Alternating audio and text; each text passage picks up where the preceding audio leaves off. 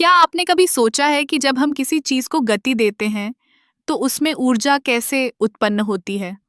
यह ऊर्जा जिसे हम गतिज ऊर्जा कहते हैं, एक बहुत ही दिलचस्प सिद्धांत है।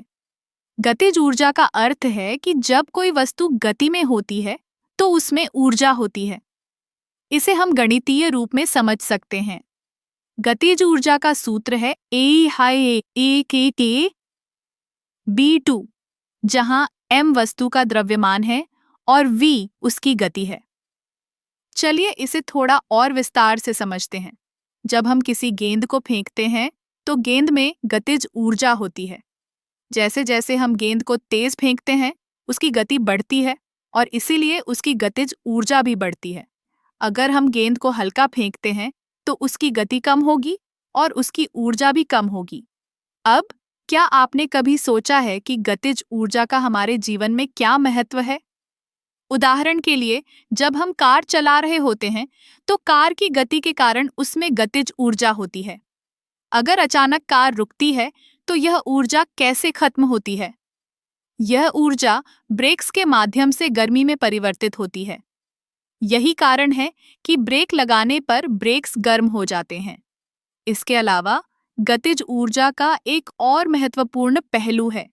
यह ऊर्जा को एक स्थान से दूसरे स्थान पर ले जा सकती है। जब एक गेंद एक दीवार से टकराती है तो उसकी गतिज ऊर्जा दीवार में स्थानांतरित होती है। यह सिद्धांत न केवल खेलों में बल्कि विज्ञान और इंजीनियरिंग में भी बहुत महत्वपूर्ण है। चलिए एक और उदाहरण लेते हैं। जब हम एक झूला झूलते हैं तो झूले की ऊंचाई और गति के कारण उसमें गतिज ऊर्जा होती है। जब हम झूले को ऊपर उठाते हैं तो वह पोटेंशियल ऊर्जा में बदल जाती है, लेकिन जैसे ही हम उसे छोड़ते हैं वह पोटेंशियल ऊर्जा गतिज ऊर्जा में परिवर्तित हो जाती है। यह परिवर्तन हमें यह समझाता है कि ऊर्जा कभी समाप्त नहीं होती बल्कि एक रूप से दूसरे रूप में बदलती रहती है। इस सिद्धांत का उपयोग हम रोजमर्रा की जिंदगी में करते हैं। जब हम साइकिल चलाते हैं तो हमारी पेडलिंग से साइकिल में गतिज ऊर्जा उत्पन्न होती है। अगर हम तेज चलाते हैं तो हमारी ऊर्जा भी बढ़ती है। तो गतिज ऊर्जा केवल एक सिद्धांत नहीं है, बल्कि यह हमारे चारों ओर के संसार को समझने का एक तरीका है। यह हमें यह सिखाता है कि ऊर्जा का संरक्षण कैसे होता है और कैसे हम इसे अपने लाभ के लिए उपयोग कर सकते हैं।